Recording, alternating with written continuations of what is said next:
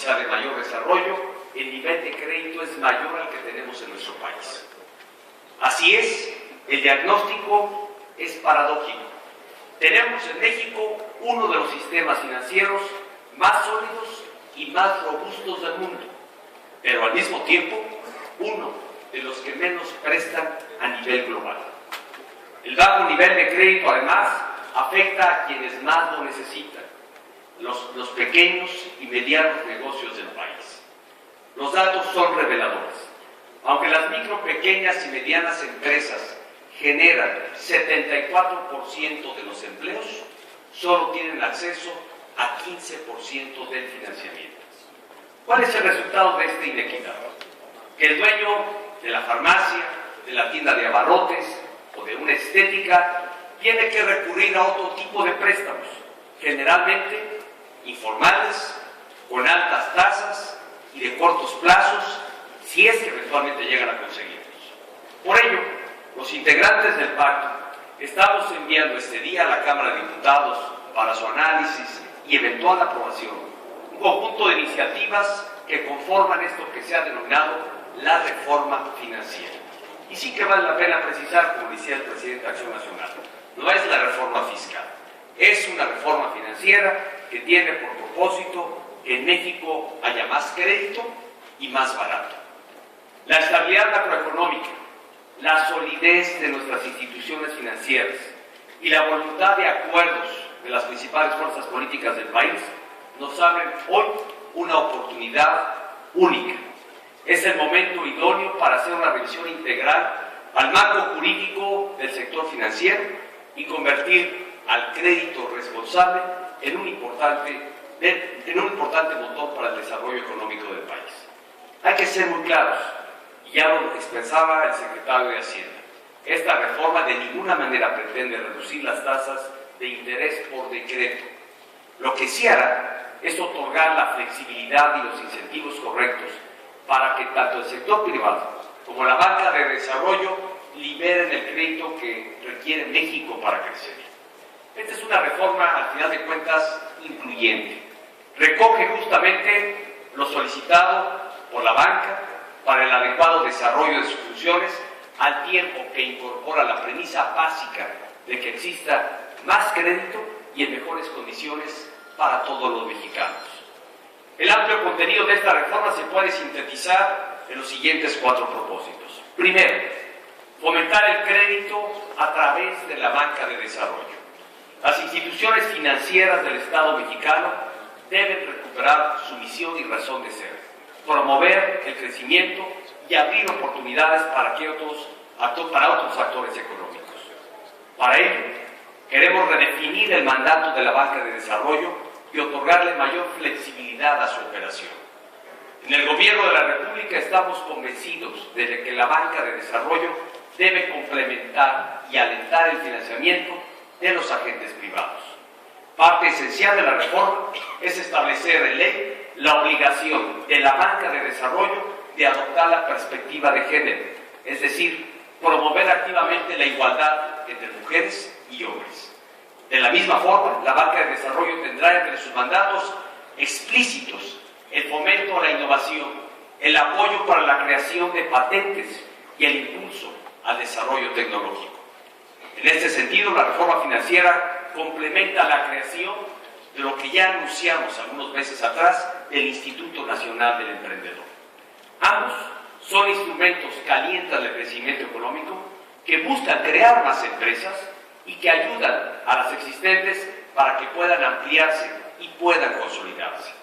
Segundo propósito, ampliar el crédito de las instituciones financieras privadas.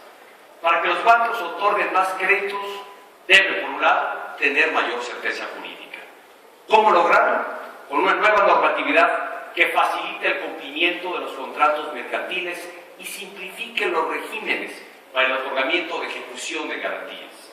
Por otro lado, la autoridad debe estar facultada para asegurar que la banca utilice los depósitos que recibe del público para prestar y no solo para invertirlos en valores más allá de lo estrictamente razonable. Es decir, la reforma faculta a la autoridad para asegurar que la banca se comporte realmente como lo debe ser, como una banca que capte, por un lado, los recursos de ahorro de los ahorradores del país y sea un intermediario que preste para el fomento y desarrollo económico del país. Tercer propósito, incrementar la competencia en el sector financiero. La reforma inhibirá prácticas anticompetitivas, fomentará la inclusión financiera y favorecerá que existan más opciones de crédito. De esta manera, las personas, así como las micro, pequeñas y medianas empresas, tendrán mayor libertad para elegir el crédito que más les convenga. Y cuarto propósito, asegurar la solidez y prudencia del sistema financiero en su conjunto. La reforma contempla elevar a rango de ley diversas medidas encaminadas a la regulación, coordinación y sano desarrollo del sistema financiero nacional.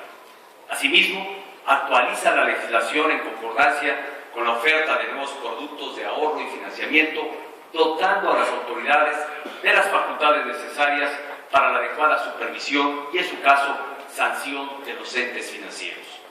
En suma, y este es el alcance de esta reforma que estamos hoy presentando, la iniciativa redefine, en primer lugar, el mandato a la banca de desarrollo del país. Fomenta el crédito privado, promueve la competencia y mantiene la solidez del sector financiero. Todo con el fin de incentivar el otorgamiento de más crédito a menores tasas, más barato. Señoras y señores, son 13 las iniciativas y 34 las leyes a modificar que contemplan la reforma financiera que hoy estamos aquí presentando. Pero su objetivo es uno muy sencillo, que ya lo he señalado y lo vuelvo a reiterar: que haya más crédito y que sea más barato. ¿Por qué es tan importante el crédito? Porque puede transformar la vida de una persona, el futuro de una empresa y, en pocas palabras, el destino de un país. Para una persona, el crédito le permite acceder a bienes de consumo duradero y formar un patrimonio para toda su vida. Le permite además salir de la informalidad, que es algo que nos hemos propuesto impulsar de manera decidida, y romper el estancamiento para establecer un negocio formal y este le permita y le ayude además a crecer. Para los emprendedores, el crédito es la posibilidad de hacer realidad un proyecto productivo y tener una mejor opción de ingreso para su familia. Y como ya lo dije, para un país, el crédito permite generar infraestructura y vivienda, fomentar la creación y el crecimiento de empresas, a tiempo que se fortalece el mercado interno y se eleva la calidad de vida de la población. Que este es el objetivo más importante que todo gobierno tiene, y así lo asume el gobierno de la República. El crédito es un insumo fundamental para acelerar el crecimiento económico de cualquier economía. Y en México, además de ello, es una demanda sentida hoy entre la población. México está decidido a crecer y a crecer más, y a hacerlo de manera sostenible. Para ello es indispensable llevar a cabo esta reforma transformadora del sector financiero. Como integrantes del Pacto por México, desde el Gobierno de la República, seguiremos abriendo las puertas de un mejor futuro para todos. Seguiremos trabajando con compromiso para mover y transformar a nuestro país.